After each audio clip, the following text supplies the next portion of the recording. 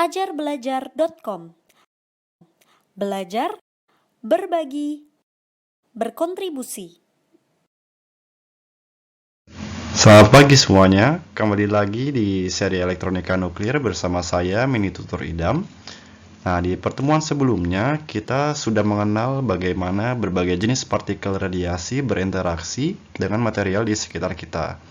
Pada saat itu, kita fokus pada satu fenomena yang disebut dengan emisi fluorescence, yaitu fenomena adanya emisi foton berupa X-ray dari suatu material yang telah menerima suatu radiasi. Nah, di pertemuan kali ini kita akan membahas bagaimana cara mendeteksi foton X-ray tersebut dan mengetahui energi yang terkandung di dalamnya.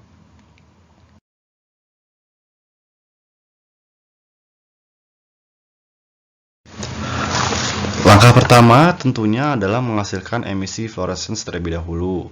Persis seperti yang telah kita bahas di pertemuan sebelumnya, jika kita ingin mengetahui kandungan unsur kimia tertentu di dalam satu benda, maka kita bisa paparkan benda ini dengan radiasi, misalnya X-ray, dengan energi yang lebih besar dari energi ikatan dari unsur kimia yang ingin kita observasi.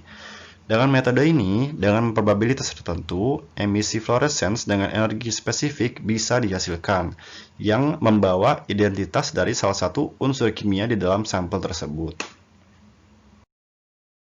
Nah, emisi fluorescence ini harus dikonversi terlebih dahulu menjadi sinyal elektrik. Bagaimana caranya? Caranya adalah dengan menggunakan suatu instrumen bernama detektor. Detektor ini adalah satu material elektronik dengan struktur elektroda tertentu yang memungkinkannya untuk melakukan dua hal. Yang pertama, menghasilkan muatan yang jumlahnya proporsional dengan energi yang diserap dari radiasi yang diterima. Kedua, untuk membawa muatan tersebut pada satu atau kedua elektroda yang pada akhirnya bisa dibaca sebagai sinyal elektrik. Jadi, ketika emisi fluorescence ini sampai ke detektor tersebut, dengan probabilitas tertentu, detektor ini akan menyerap seluruh energi dari X-ray foton tersebut. Proses pengubahan energi menjadi muatan dilakukan dengan proses yang disebut dengan ionisasi, dan biasanya dilakukan secara bertahap seperti terlihat di gambar ini. Nah, jumlah energi yang diperlukan untuk menghasilkan satu muatan adalah sangat spesifik untuk tiap material. Misalnya, jika material yang digunakan untuk detektor adalah silikon, yang merupakan salah satu material yang paling sering digunakan sebagai detektor, maka diperlukan rata-rata 3,65 elektron volt atau EV untuk menghasilkan satu muatan. Oh iya, elektron volt atau EV itu merupakan unit energi yang sering kita gunakan dalam ilmu nuklir.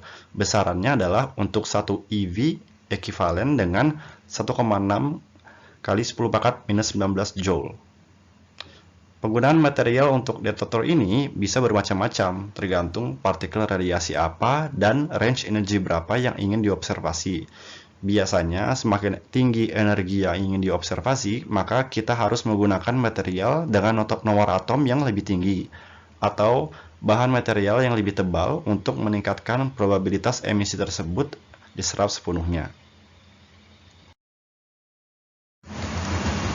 Nah, kembali lagi ke gambar ini, jika kita bisa menghitung jumlah muatan yang terbentuk, maka kita bisa mengetahui jumlah energi yang diterima dari emisi fluorescence tersebut.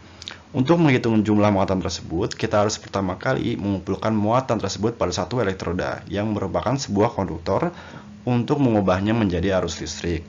Pada detektor ini, misalnya, mekanisme pengumpulan muatan dilakukan dengan medan listrik, yaitu dengan memberikan tegangan di katode lebih negatif dibandingkan dengan tegangan di anoda. Dengan demikian, muatan yang dihasilkan dapat sekejap langsung dipisahkan dan dikumpulkan di elektroda. Dari elektroda ini misalnya di sini di anoda kita dapat melihat adanya arus listrik meskipun besarnya sangat kecil dan durasinya bisa sangat cepat.